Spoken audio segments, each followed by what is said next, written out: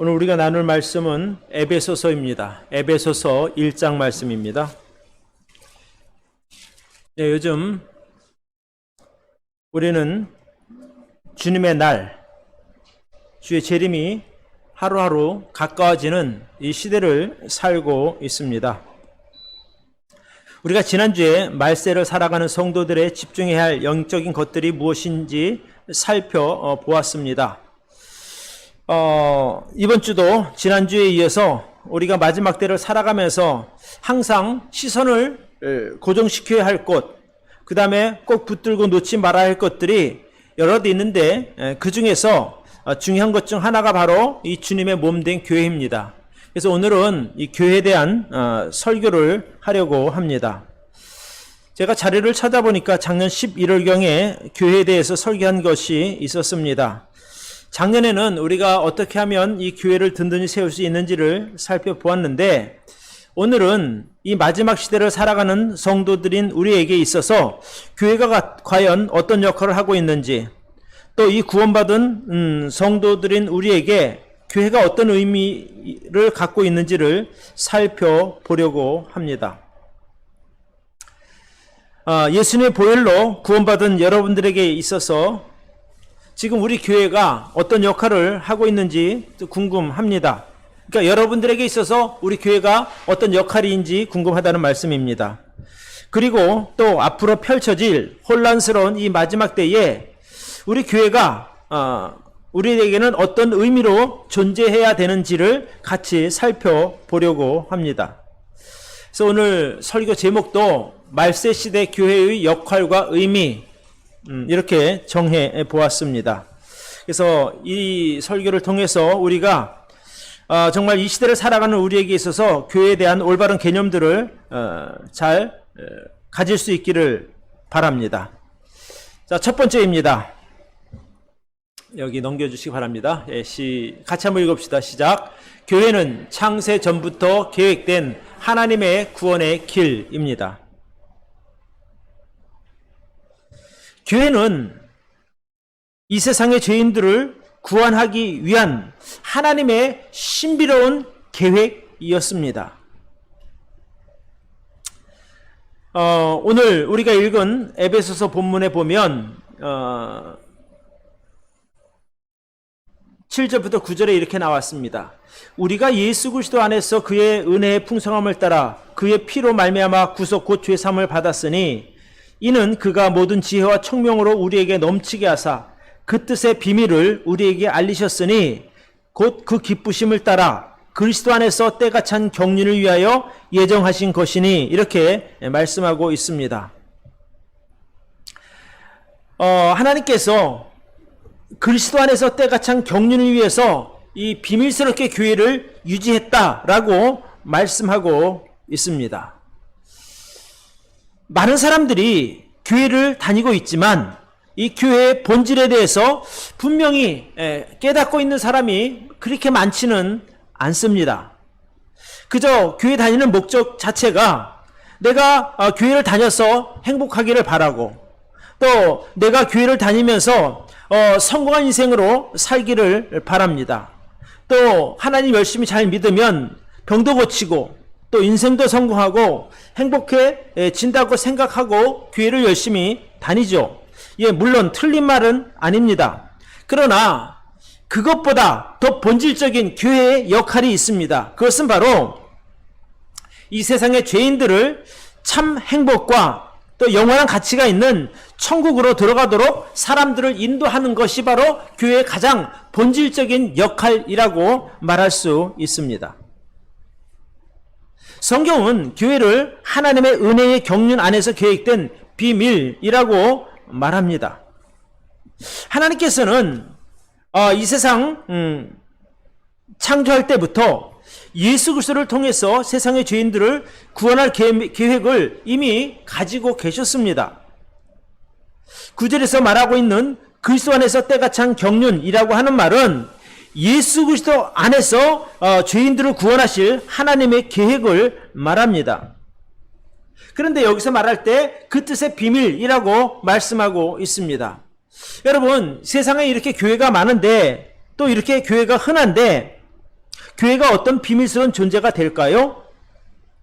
그러나 우리가 이 성경의 역사를 보면 이 교회를 통한 하나님의 구원 계획은 구약 시대에는 감춰졌던 것이었습니다. 에베소서 3장을 한번 우리 띄워주시기를 바랍니다. 에베소 3장 5절과 10절에 보면 이렇게 나와 있습니다. 같이 한번 읽어봅시다. 이제 그의 거룩한 사도들과 선지자들에게 성령으로 나타내신 것 같이 다른 세대에서는 사람의 아들들에게 알게 하지 아니하셨으니 이는 이제 교회로 말미암아 하늘에서 정사와 권세자들에게 하나님의 각종 지혜를 알게 하려 하심이니. 그러니까 과거에는 이것이 사람들이 깨닫지 못하게 덮여 있었지만 이제 교회로 말미암아 하나님의 모든 계획들을 바로 알게 하셨다라고 성경은 기록하고 있습니다. 그러니까 구약 시대만 하더라도 교회라고 하는 존재가 어떤 그 계시는 되었어도 명확하게 드러나지는 않았다는 말이죠. 이 골로새서에도 보면 교회가 만세와 만대로부터 감췄던 비밀이라고 기록하고 있습니다. 그러니까 교회는 예전에는 감춰진 비밀로 존재하다가 이제 신약 시대에 와서 이 세상에 예수 그리스도가 오심으로 말미암아 구체적으로 교회를 통한 구원 계획이 드러나게 되었다라고 말하고 있는 것이죠. 창세전부터 계획된 하나님의 이 구원 계획을 사단은 끊임없이 방해해 왔습니다. 에덴 동산에서는 아담과 하와를 선악과 열매로 유혹해서 죄를 짓게 함으로 에덴에서 그들이 쫓겨나도록 만들었습니다. 이제 하나님께서는 아담과 하와를 유혹해서 죄를 짓게 만든 사단에게 이렇게 말씀하시죠. 너로 여자와 원수가 되게 할 것이며 여인의 후손을 통해 이 세상을 구원하실 것이라는 말씀을 하십니다. 그러나 사단은 그 아담과 하와를 유혹했던 그 이후로 계속해서 수단과 방법을 가리지 않고 하나님의 구원 계획을 방해합니다. 자, 이제 아담의 아들 그 아벨을 가인을 통해서 죽임으로 믿음의 계보를 끊으려 했습니다. 그러나 하나님께서는 아벨이 죽은 후에 이 셋이라고 하는 사람을 통해서 새로운 믿음의 계보를 시작하십니다. 그러자 이제 이번에는 사단이 셋의 후손들을 유혹해서 죄를 짓게 만들어 갖고 세상을 홍수로 심판받게 만듭니다. 그러니까 죄 때문에 어쩔 수 없이 이 세상을 심판하게 만들었을 때 하나님께서는 구원의 방주, 즉 노아에게 방주를 만들어서 그의 가족들을 보호하심으로 믿음의 사람들을 지켜 가시죠. 자, 이제 출애굽 이후에는 이스라엘 백성들이 이방 우상을 섬김으로 말미암아 죄를 짓게 만들어서 하나님의 백성들을 하나님으로부터 멀어지게 만듭니다. 그러니까 하나님의 구원 계획을 방해하고 있는 것이죠. 그러나 하나님께서는 율법과 성전 제사를 통해서 이스라엘 백성들이 거룩한 하나님의 그 정체성을 유지하도록 하십니다. 이제 이 사단의 방해는 거기서 멈추지 않고 마지막으로 구약 성경에서 메시아로 계시된 예수 그리스도가 이 세상에 구원자로 오셨을 때 바리새인과 제사장들을 통해서 예수 그리스도를 십자가에 못 박아 죽게 합니다. 자, 이제 구세주 예수 그리스도가 죽음으로 말미암아 사단은 내가 하나님과의 전쟁에서 승리했다라고 생각을 했습니다. 그런데 하나님께서는 예수 그리스도가 십자가에서 죽었다가 3일 만에 다시 살리심으로 말미암아 창세전부터 예수 그리스도를 통해 계획하셨던 교회를 세우게 된 것입니다. 그리고 그 교회를 통해서 예수 그리스도의 복음을 전하게 하시고 세상의 모든 사람들을 죄의 저주에서 벗어날 수 있도록 구원의 길을 완성시켜 놓게 된 것이죠. 이것이 바로 이 세상 죄인들을 구원하기 위한 창세전부터 계획된 하나님의 구원의 길이 바로 교회라는 말씀입니다. 그러니까 구약 성경에 나오는 노아 홍수 때의 그 방주, 그리고 이 광야 시대의 성막, 또 이 이스라엘 왕정 시대의 성전 등 이런 모든 것들은 나중에 나타날 교회의 모형으로서의 것들입니다. 그러니까 방주나 성막이나 성전이나 모두 장차 오실 예수 그리스도를 예표하는 그림자와 같은 역할을 한 것들이죠. 그러니까 예를 들어서 방주도 나중에 예수 그리스도 구원자로 오실 그 예수 안에 들어가면 누군지 구원받는 것처럼 그 노아 시대 방주 안에 들어간 사람만 구원받는 것과 같은 그런 이치가 됩니다. 또 성막이나 성전도 마찬가지죠. 그 기능은 죄를 용서받게 하는 기능을 갖고 있는데 누구든지 예수 그리스도 안에 들어올 때에 모든 죄가 용서받게 되는 것과 같은 기능을 가진 것들입니다. 그러니까 하나님께서 방주도 보여주셨고 성막이나 성전 같은 것을 통해서 장차 오실 예수 그리스도를 미리 예표하셨던 겁니다. 장차 구세주가 올 것인데 이런 역할을 하게 된다고 하는 그런 말씀이죠. 그래서 맨 마지막에 구원의 실체이신 예수 그리스도가 이 세상에 오셔서 교회를 세우게 하심으로 말미암아 이 세상 죄인들을 위한 구원 계획을 완벽하게 이루어 놓으신 것입니다.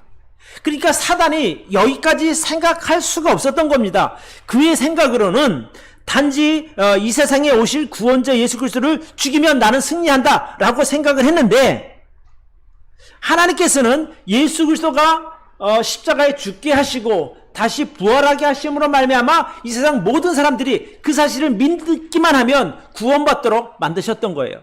그러니까 사단의 손을 통해서 예수 그리스도가 죽었지만 하나님께서 그것이 다 하나님의 계획 가운데 미리 들어 있었다는 말이 됩니다.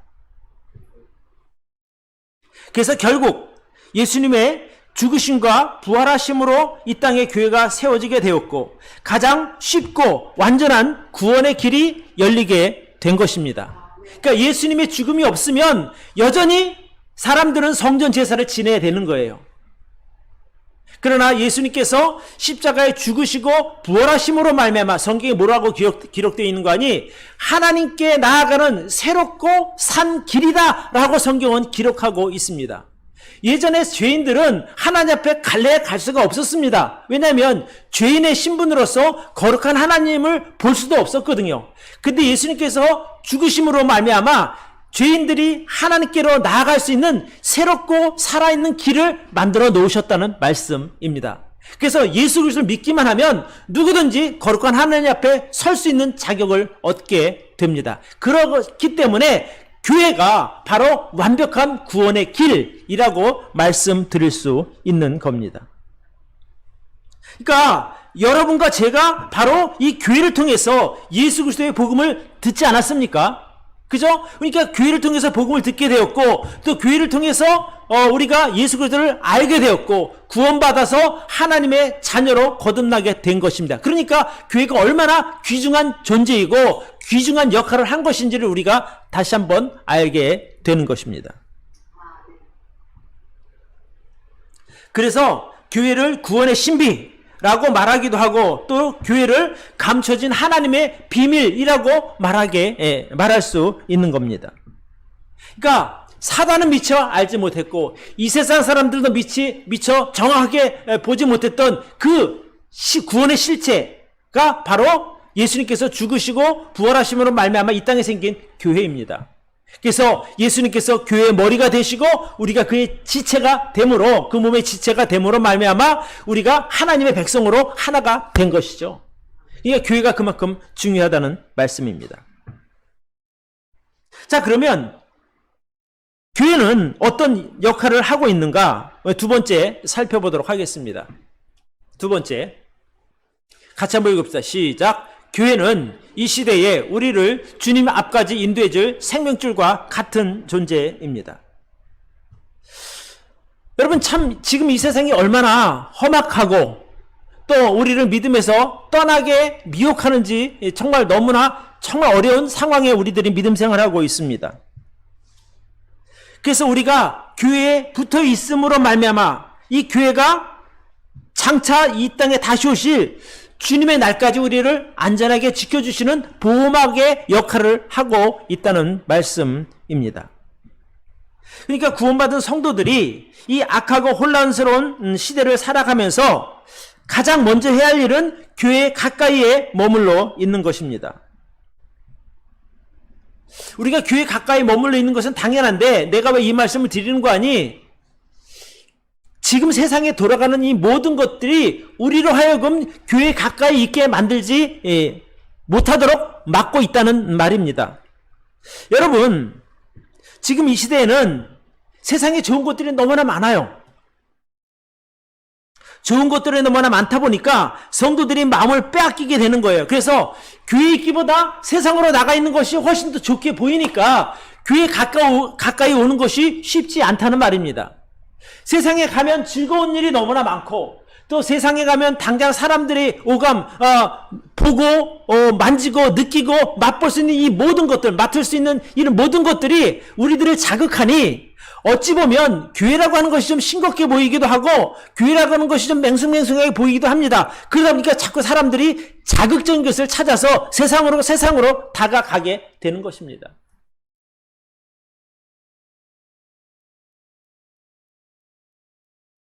여러분, 그 창세기에 보면 아브라함의 조카 롯이 소돔과 고모라 성을 선택한 이유가 있지 않습니까? 눈으로 보기에 좋아 보이는 거예요. 그러니까 그쪽을 향해서 갔는데 요단들로 갔죠. 거기서 소돔과 고모라 성까지 내려간 이유가 바로 어떤 눈에 보이는 것들을 쫓아가다 보니 그 죄악의 구렁텅이까지 가게 됐다는 말입니다.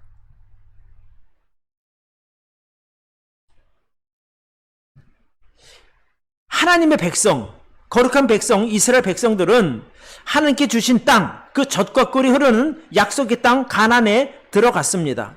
거기서 그들은 정말 원래 약속대로 들어갔으니 거기서 정말 하나님 잘 믿고 행복하게 살아야 되는데 그들은 그렇게 사는데 실패했습니다.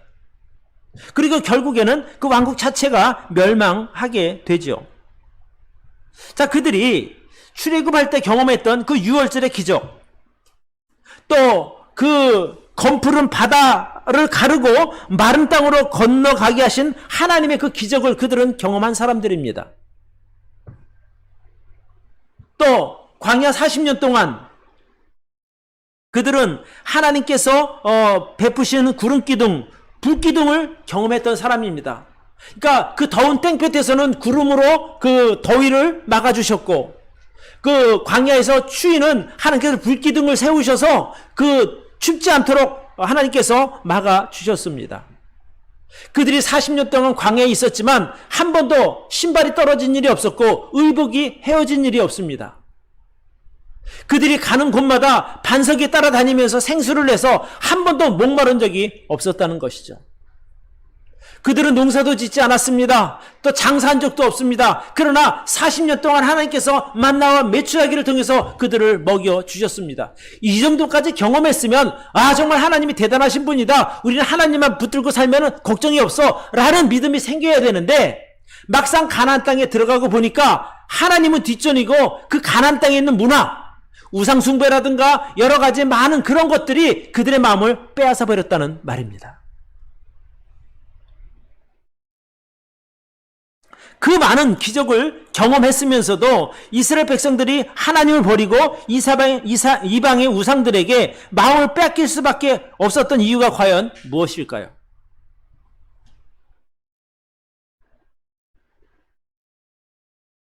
이스라엘 백성들 눈에 그 가나안 땅에 있는 것들이 그만큼 보기에도 좋았고 그들의 마음을 완전히 빼앗아 갈 만큼 매혹적으로 느껴졌기 때문입니다.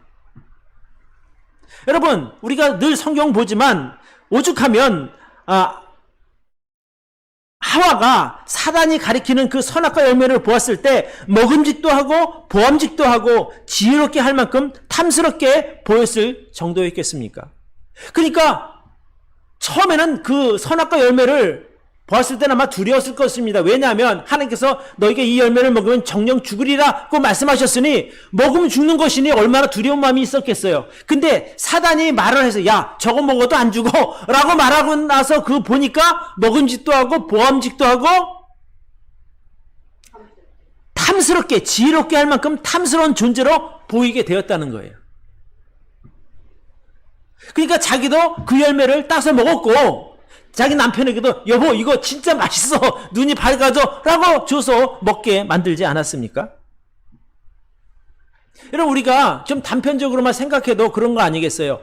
에덴 동산에서 아담과 하와는 늘 하나님의 음성을 들었습니다. 그들은 늘 하나님과 동행했고 그들과 하나님과 교제를 나누었습니다. 그런데 어떻게 사단의 그 말 한마디에 홀라당 넘어가서 선악과의 열매를 따먹게 됐느냐는 거예요. 그만큼 사단의 말이 그 유혹이 강했다는 거예요. 그전엔 그렇게 보이지 않았는데 나 보니까 그 무섭게 보였던 선악과 열매가 보암직도 하고 먹음직도 하고 탐스럽게 열매를 맺었다는 것이죠.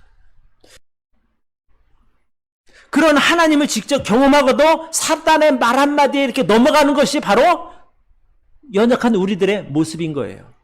만약에 아담과 하와 대신 여러분이 그 자리에 있었다면 여러분은 사단에게 속아 넘어가지 않을 자신이 있을 것 같아요? 저는 100% 넘어갔다고 생각이 들어요. 넘어갈 수밖에 없겠죠. 그만큼은 사단이 교활하기 때문에 그렇습니다. 그 똑똑한 아담과 하와가 넘어갈 정도니까 우리들도 당연히 넘어갔을 것으로 추측이 됩니다. 그때 그 에덴 동산에서 아담과 하와를 유혹했던 사단은 지금도 여전히 성도들을 유혹해서 넘어뜨리려고 노력하고 있습니다. 옛날 그 사단은 이제 없어져서가 아니라 그 사단도 영적인 존재고 영원한 존재이기 때문에 지금도 여전히 하나님의 백성들인 우리들을 유혹하려고 우리 주위를 맴돌고 있는 거예요. 요한 1서에 보면 이런 말씀이 있습니다. 요한 1서 우리 말씀을 좀 띄워주시기 바랍니다. 요한 1서 2장 15절 16절에 보면 이 세상이나 세상에 있는 것들을 사랑치 말라. 누구든지 세상을 사랑하면 아버지의 사랑이 그 속에 있지 아니하니 이는 세상에 있는 모든 것이 육신의 정욕과 안목의 정욕과 이생의 자랑이니 다 아버지께로 쫓아온 것이 아니요 세상으로 쫓아온 것이라 이렇게 기록하고 있습니다. 왜 하나님께서 이 말씀을 기록해 놓으셨냐고 하니 이 세상이나 세상에 있는 것들이 사랑할 만하기 때문에 그런 거예요. 성도들이 거기에 미혹당할 만하니까 하나님께서 말씀에 기록하셔서 절대 너희들은 이 세상에 있는 것들이나 세상을 사랑하지 말라고 하나님께서 기록해 놓으신 거예요. 그만큼 세상의 유혹이 강하다는 말씀이죠. 그래서 육신의 정욕과 안목의 정욕과 이상의 자랑으로 삼을 만한 것들이 우리 눈에 널려 있으니 자칫 잘못하면 우리가 교회에 있는 것보다 세상으로 나가는 것이 더 쉽게 느껴진다는 말인 거예요. 그러니까 본능적으로 몸이 반응하는 겁니다. 붙들고 싶은 거예요. 그 보고 쫓아가고 싶다니까요. 세상 것이 그렇게 멋져 보이니 사람들을 미혹할 만하다 이 말씀입니다. 나는 괜찮아. 아니에요. 누구든지 넘어질 수 있다는 것이죠.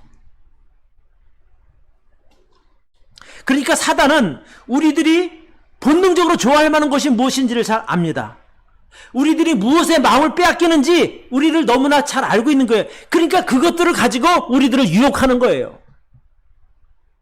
명예를 좋아하는 사람들에게는 정말 세상에서 모든 것을 다 얻을 것만한 것처럼 느껴지는 명예를 유혹을 하는 것이고, 또 다른 어떤 그 재물에 약한 사람들에게는 세상 모든 것들을 다 줄 것처럼 재물로 유혹을 하는 겁니다. 또 어떤 육신의 정욕이 약한 분들에게는 그 약함을 통해서 유혹하는 겁니다. 그러니까 사단이 교활하고 아주 그 미혹의 천재라고 하지 않습니까?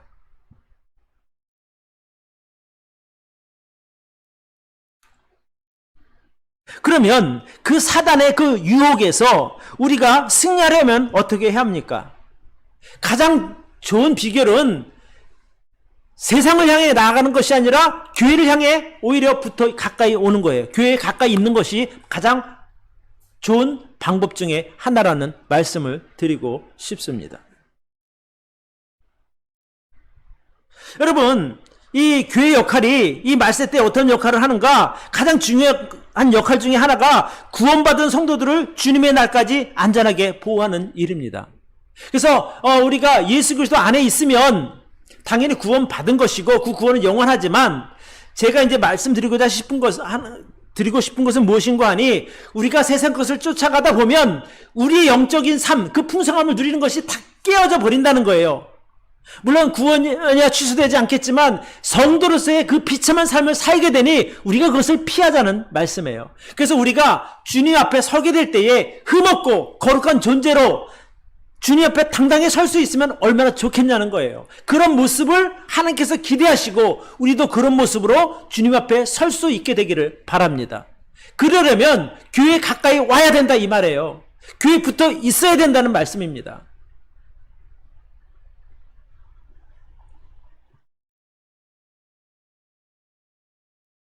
우리가 생각할 때 지금 교회가 이 세상에서의 위치가 너무 이렇게 좀 미미하다라고 생각될 수 있어요.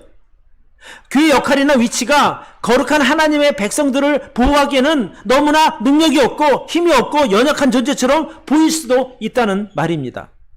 그런데 우리가 반드시 알고 있어야 할 것 중에 하나가 무엇인가 하니 교회는 이 세상 단체와는 분명히 다른 존재라는 말씀이에요.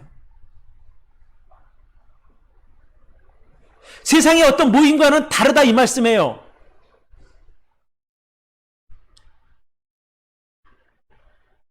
사람들이 만든 이 세상의 정부라든지 아니면 어떤 사교 단체라든지 또 어떤 친목회라든지 이런 것들은 세상의 영향이나 간섭을 받을 수밖에 없습니다. 그런데 교회는 그런 공동체가 아니라는 거예요. 살아계신 하나님의 아들이신 예수 그리스도를 머리로 삼은 그 교회, 또 예수 그리스도에 연합된 한 몸이기 때문에 교회는 세상의 영향을 받지 않습니다. 우리가 그 거룩하신 예수 그리스도의 몸에 연합됨으로 말미암아 우리는 늘 거룩함을 유지할 수 있게 되는 것이죠. 근데 이런 내용이 왜 중요하냐면 평상시에는 그렇게 이렇게 중요하다고 느껴지지 않은데 말세가 가까이 오면 가까이 올수록 내가 교회에 속해 있다고 하는 것이 얼마나 존귀한 일인지를 우리가 깨닫게 되어야 된단 말이에요.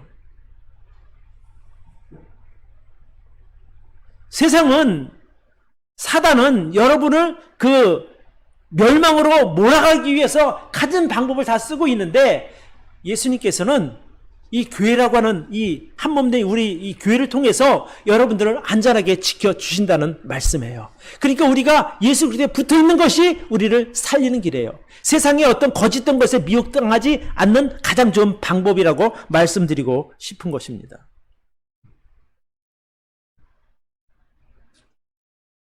우리가 살아계신 하나님이신 예수 그리스도께 속한 이 생명체인 이 교회를 존귀하게 여기고 거기에 붙어 있는 한 아무도 우리를 해칠 수 없다고 성경은 기록하고 있습니다. 요한복음 10장 28절로 29절에 이렇게 기록하고 있어요. 제가 읽어드릴게요. 내가 저희에게 영생을 주노니 영원히 멸망치 아니할 터이요 또 저희를 내 손에서 빼앗을 자가 없느니라. 저희를 주신 내 아버지는 만유보다 크심에 아무도 아버지 손에서 빼앗을 수 없느니라. 이렇게 말씀하고 있어요.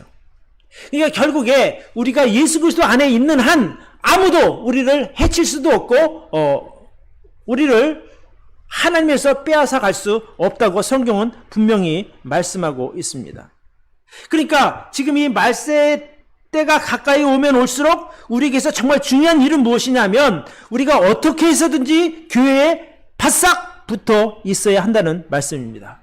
여러분 예배에 잘 참석하는 것이 그 일 중에 하나이고 또 예배 참석해서 또 가까이 만나서 교제하는 이런 것들이 우리를 붙들어주는 끈이 된다는 말씀입니다. 주일날 와봐야 요즘에는 뭐 오후 예배도 없고 또 잠깐 예배 드리고 얼굴 보고 헤어지는 것 같지만 여러분 그것이 다가 아닙니다. 우리가 예배를 통해서 얻게 되는 유익이 너무나 많은 거예요. 내가 잠시라도 이 6일 동안 세상에 나가 있다가 세상에 많이 물들은 상태에서 교회에 와서 하나님의 말씀을 듣게 되면 그 물들었던 거 다 빼게 되고 다시 하나님의 백성으로서의 그 정결한 그 상태가 되는 것이거든요. 또 그것을 가지고 밖에 가서 6일 동안 살다 보면 또 많이 또 물듭니다. 그럼 또 주일날 돼서 다 와서 예배를 통해서 모든 거 다 뺄 거 빼고 정결케 할 거 정결케 해서 다시 온전한 모습으로 또 이렇게 되는 거예요. 그러니까 스스로 하기가 어려우니까 교회 와서 함께 다른 성도님들과 이 일을 우리가 이루어 가는 거예요. 매주 나와서 예배 드리는 것이 그게 그만큼 귀중하다는 거예요. 또 교제를 나누다가 보면 세상에 내가 이런 일이 있었습니다. 저런 일이 있습니다. 그런 것을 보면서 그래 맞아 하나님이 우리 성도들을 지켜주는구나를 배울 수 있는 것이고 또 다른 사람들에게 그 간증을 통해서 내가 또 도전을 받게 되는 거예요. 나는 그때 실패했는데 저 사람 저렇게 해서 승리했네. 나도 다음부터 잘해야지. 이런 것이 바로 교제가 주는 효과라는 말입니다. 그러니까 어쩌면 일주일에 예배 드리러 와서 보통 1시간에서 1시간 반 정도 우리가 소요되잖아요. 같이 잠깐 교제하면 넉넉 잡고 2시간입니다. 이 2시간이 우리를 사단의 유혹에서 죄의 어떤 유혹에서 우리를 지켜주는 강력한 끈이 됨을 여러분 꼭 기억하시기를 바랍니다. 그냥 왔다 가는 것이 아니라는 거예요. 교회를. 교회 예배를 드리고 교제를 나누다 보면 내 정체성이 무엇인가를 알게 되는 것이거든요. 맞아 내가 구원받은 하나님의 백성이지 라고 하는 것도 어디 가서 깨닫겠어요. 교회 예배에 오면 말씀을 듣는 중에 깨닫게 되는 거예요. 맞아 내가 그런 존귀한 존재였지 라는 것을 깨닫게 되는 것 아니겠습니까?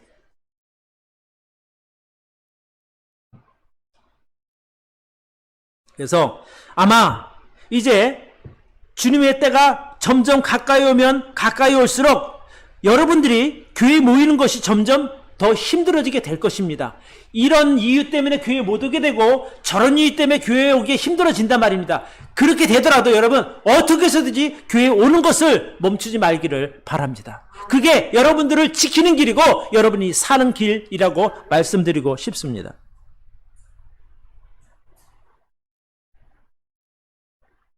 교회에 와야 내가 얼마나 귀중한 존재를 여러분 깨닫게 되는 거예요. 오늘 본문에 보면 이렇게 말씀이 있어요. 17절부터 보면 우리 주 예수 그리스도의 하나님 영광의 아버지께서 지혜와 계시의 정신을 너희에게 주사 하나님을 알게 하시고 너희 마음 눈을 밝히사 그의 부르심의 소망이 무엇이고 성도 안에서 그 기업의 영광의 풍성함이 무엇이며 그 힘의 강력으로 역사하심을 따라 믿는 우리에게 베풀어 주신 능력의 크심이 어떤 것을 너희로 알게 되기를 원한다. 그러니까 교회에 와야 이런 것들을 알게 되는 거예요. 우리를 부르신 그 부르심의 소망이 무엇인가 하는 것을 아는 거예요. 왜 우리를 예수님께서 오셔서 구원하셨고 우리를 붙들어주고 계신가, 왜 우리를 천국으로 인도하시는가를 그 이유를 알게 되는 거죠. 교회에 와야. 또 우리가 장차 들어갈 그 천국이 얼마나 존귀한 것인지, 우리 믿음의 기업이 얼마나 귀하고 가치 있는 것인지를 어디서 알겠어요? 교회 와야 아는 거예요. 또 우리에게 베풀어 주신 능력이 얼마나 크고 위대하고 귀한 건지를 우리가 알게 되는 것, 바로 교회 예배를 참석할 때입니다. 사단은 사람들을 점점 더 바빠지게 만들 것입니다. 또 상황적으로 교회에 나오기가 어렵도록 아마 계속해서 만들어갈 거예요. 그러니까 어쩌면 시간이 지나면 지날수록 교회 오기가 점점점 더 힘들어질 수밖에 없을 것입니다. 사단이 그렇게 미혹하니까요. 그러나 그러함에도 불구하고 우리는 어쨌든 교회로 가까이 올 수 있고 또 교회를 꼭 붙들고 살아갈 수 있기를 바랍니다.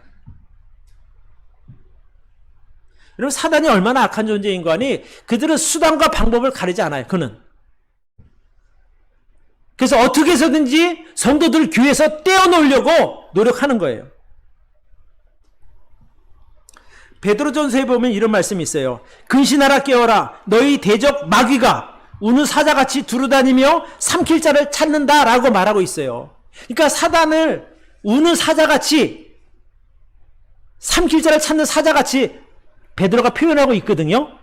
그런데 실제로 그 아프리카 평원에 가면 그 사자무리가 먹잇감을 구할 때, 예를 들어 들소무리가 있거나 얼룩말 무리가 있을 때 그 뒤를 뱅뱅 돌면서 그들을 하나라도 무리에 붙어 있을 때는 공격할 수가 없거든요. 그러니까 막 이리저리 막 하다가 보면 그 중에서 병든 놈이라든가 뭔가 좀 들떨어진 것이 거기서 떨어져 나오거든요. 그러면 그 하나를 공격한다는 거예요.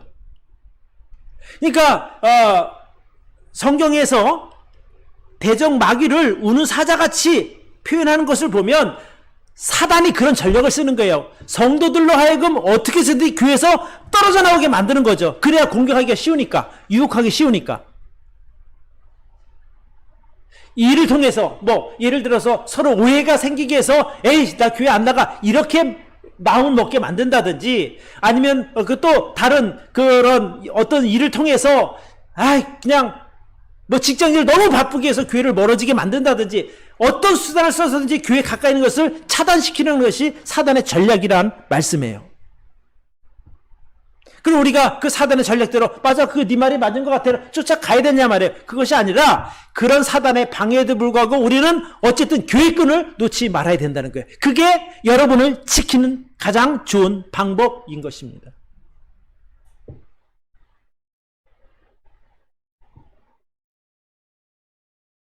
그러니까 우리가 깨어있지 않으면, 베드로가 그렇게 말하지 않습니까? 근신하라, 깨어라.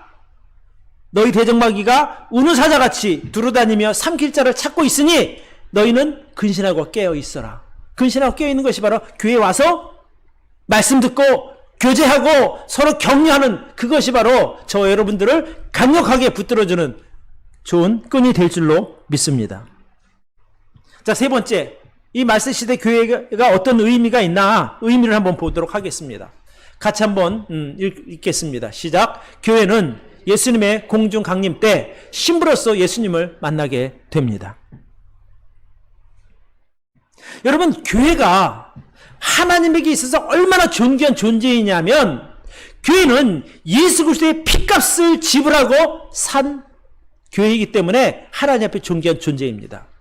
그러니까 예수님께서 이 땅에 다시 이제 오실 텐데 공중 강림을 먼저 하신단 말이에요. 그때 교회는 신부의 자격으로 예수님을 만나게 되는 거예요. 그러니까 우리가 교회에 속해 있다고 하는 것이, 내가 교회 지체라고 하는 사실이 얼마나 귀중한 것인지 우리가 좀 깨달았으면 좋겠어요. 나는 그냥 그저 그렇고 그런 존재가 아니라 하나님 앞에, 예수 그리스도 앞에 정말 존귀한 존재라는 거예요. 여러분, 신랑에게 있어서 가장 존귀한 존재가 누구죠? 신부예요. 결혼식 날 신랑의 눈에는 신부밖에 안 보여요. 주례 선생님이 이러라 저러라 그래도 그 귀에 안 들어와요. 한 귀 듣고 한 귀를 흘려요. 온 신랑의 시선, 또 온 그런 감각, 이 모든 것은 다 신부에게 맞춰져 있는 거예요. 그만큼 중요한 존재라는 거죠. 그러니까 마지막 때가 되면 예수님은 신랑이 되시고 우리 구원받은 성도들은 신부가 돼서 예수님의 보호하심을 받게 되는 거예요. 그래서 이 세상에는 환난이 있지만 예수님의 신부가 된 우리들은 안전하게 보호받고 공중의 들림을 받아서 7년 동안 혼인잔치에 참여하게 된다, 이 말씀입니다. 오늘 우리 같이 읽은 22절과 23절을 여러분 보시기 바랍니다. 또 만물을 그 발 아래 복종하게 하시고 그를 만물 위에 교회의 머리로 주셨느니라. 교회는 그의 몸이니 만물 안에서 만물을 충만케 하시는 자의 충만이니라, 이렇게 기록하고 있습니다. 여러분, 우리가 교회에 속했다고 하는 것은 예수님께 붙어있는 사람들이 되는 것입니다. 그러니까 예수님이 교회의 머리고 우리는 그 몸의 지체가 된다는 말이거든요. 근데 거기에 뭐라고 얘기하는 거 아니? 만물 안에서 만물을 충만케 하시는 자의 충만이 교회 안에 있다는 거예요. 그러니까 교회 안에는 아무것도 부족함이 없다는 말씀이 되는 거죠.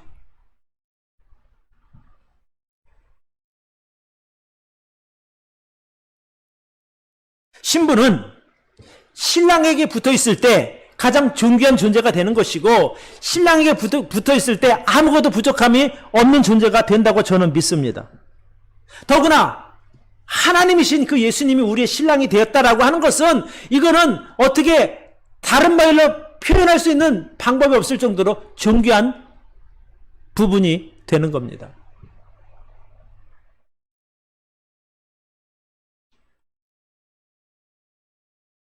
신랑 되신 예수님께서 저와 여러분들을 자랑스럽게 여기실 것입니다. 그죠?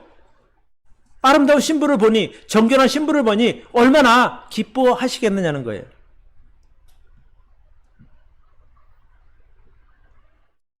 이제 예수 그리스도께서 신랑으로, 우리 교회 성도들이 신부로서 공중에서 열리는 혼인잔치에 7년 동안 참여하게 됩니다. 이날이 어느 날인지는 자세히 알지 못하지만 예수 그리스도께서 공중으로 강림하시는 그 순간 우리 구원받은 성도들도 호련히 하늘로 끌어 올라가게 될 것이며 혼인잔치의 주인공으로 참여하게 될 것입니다. 들러리가 아니에요. 신부로서 우리는 참여하게 된다는 거예요. 그런 면에서 볼 때 우리가 얼마나 귀중한 존재인지를 우리는 알아야 하는 것입니다. 고린도서 11장 2절에 보면 이런 말씀이 있어요. 제가 읽어드릴게요. 내가 하나님의 열심으로 너희를 위하여 열심을 내노니 내가 너희를 정결한 처녀로 한 남편인 그리스도께 드리려고 중매함이로다. 그러니까 결국에 교회에 속한다고 하는 것은 우리가 예수 그리스도의 정결한 신부로 되는 거예요. 신부의 자격을 얻게 되는 그런 말씀입니다. 에베소서 5장에도 보면 교회를 큰 비밀이라고 말하면서 그리스도와 교회를 신랑과 신부라고 표현하고 있습니다. 그러니까 교회는 예수 그리스도의 신부가 되는 것이죠. 그러니까 우리가 그런 면으로 생각해 볼 때 우리가 지금 예수 그리스도 안에서 구원받은 성도이며 내가 교회에 속한 예수 그리스도의 신부라고 하는 사실이 얼마나 귀중한 일인지를 좀 알았으면 좋겠어요. 자기가 그런 귀한 존재인데 사람들이 잘 몰라요. 그러니까 너무 답답한 거죠. 아이 뭐 하나님이 나를 뭐 생각이나 하시겠어? 아니요. 신랑의 신부를 생각하는 누가 하겠어요? 아까 제가 말씀드렸잖아요. 결혼식이 되면 신랑의 모든 관심은 신부에게만 집중되어 있는 거예요. 하객이 누가 왔는지도 물론 잠깐 눈에 띄긴 하겠지만 그건 잠깐 스쳐 지나가는 거고 신랑의 관심은 오직 신부에게만 있다니까요. 그런 전지전능한 하나님께서 여러분을 그렇게 존귀하게 여기니 여러분 자부심까지만 하지 않습니까? 그 모든 일이 교회를 통해서 이루어진다는 사실입니다. 그러니까 내가 속하고 있는 내가 섬기는 교회가 얼마나 귀한지를 깨닫게 되지 않습니까? 그죠? 우리가 향기나무 성서 침례교회에 속해 있다는 것은 정말 귀중하고 귀한 일이라고 말씀드리고 싶습니다.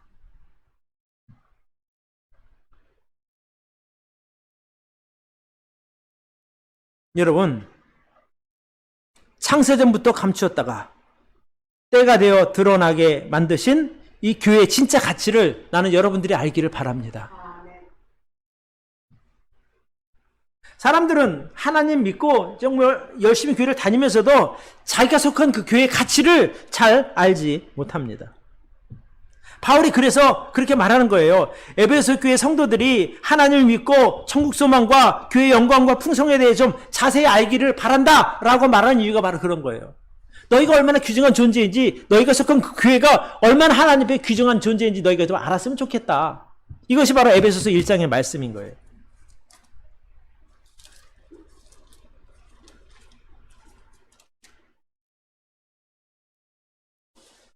하나님께서 주님의 몸된 교회에 두신 소망과 영광과 권능의 가치는 상상을 초월합니다. 세상의 그 어떤 것과도 바꿀 수 없는 것이죠. 그러니까 교회를 그냥 하찮은 세상복 받으려고 다니는 사람들은 이 교회의 참된 가치를 다 알지 못하는 거예요. 그냥 한번 만져보고 교회가 좋은 곳이네 라고 그냥 가는 거예요. 그 안에 들어가서 누릴 것이 너무나 많은데 그것을 미처 경험하지도 못하고 그냥 만져보고 가는 거예요. 좋긴 좋네 그러고 가는 거예요. 얼마나 바보 같아요.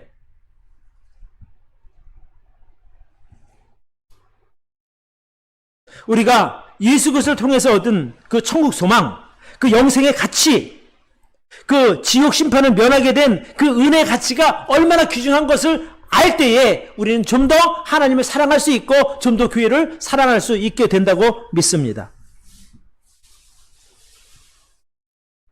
진짜 복받은 성도가 누구인지를 아십니까? 그것은 바로 예수 그리스도 안에서 천국의 소망이 무엇인지를 딱 깨달은 사람들이고 내가 속한 교회에 부여된 하나님의 영광이 얼마나 대단한 건지를 깨닫게 된 사람들이 바로 제대로 믿음 생활하고 제대로 복받은 사람들이라고 저는 믿습니다.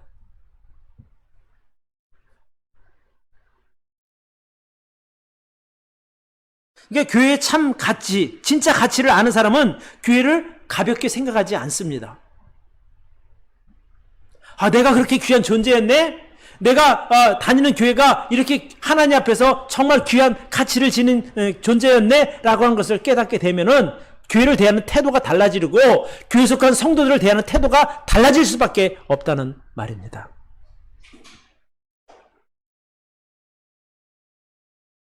여러분, 하나님의 참 교회, 여러분이 속한 교회를 더 귀하게 여기고 사랑할 수 있기를 바랍니다. 그래서 오늘 제가 정말 예수 그리스도 안에서 우리가 하나님의 자녀됨, 즉 내가 교회에 속한, 지체로 속한 것이 얼마나 귀중한 것인가를 오늘 말씀드리고 싶었습니다. 제가 오늘 세 가지를 말씀드렸어요. 교회는 창세전부터 계획된 하나님의 구원의 길이다라는 것, 또 교회는 이 시대에 우리를 주님 앞까지 인도해주는 생명줄과 같다라고 말씀을 드렸고, 마지막으로 예수 그리스도의 공중 강림 때 우리가 예수 그리스도의 신부로서, 존귀한 신부로서 예수님을 만나게 된다고 하는 사실을 말씀드렸습니다. 여러분, 이것만 우리가 이 부분에 대해서만 명확하게 어떤 개념을 갖고 있어도 아마 여러분의 삶이 저는 달라진다고 믿습니다. 왜냐하면 사람은 자기가 얼마나 존귀한 존재인지 알아야 되거든요. 그래야 함부로 행동하지 않는 거예요. 오늘 이 시대, 말세를 향해 달려가는 이 시대의 교회의 역할과 의미에 대해서 다시 한번 더 마음속에 깊이 새기는 그런 기회가 되기를 바랍니다. 기도하겠습니다. 하나님, 감사합니다. 오늘도 우리들 사랑하셔서 또 귀한 말씀을 통해서 교회에 대해서 다시 한번 생각해 보게 해주심을 감사합니다. 주님께서 이 교회를 위해서 생명을 버리셨고, 이 교회가 정말 창세전부터 계획된 하나님의 놀라운 구원의 계획 가운데 하나였다고 하는 사실이 정말 놀랍습니다. 그 하나님의 그 계획을 통해서 우리들이 구원받은 사람들이기 때문에 그렇습니다. 이제 주님 오시는 그날까지 또 우리가 아직 구원받지 못한 또 다른 그 사람들을 위해서 열심히 복음 전할 수 있도록 도우시고, 또 우리가 주님 앞에 정결한 신부로서 주님을 만날 수 있도록 우리들의 삶을 잘 준비해 나갈 수 있도록 인도해 주옵소서. 예수님의 이름으로 기도를 드립니다. 아멘.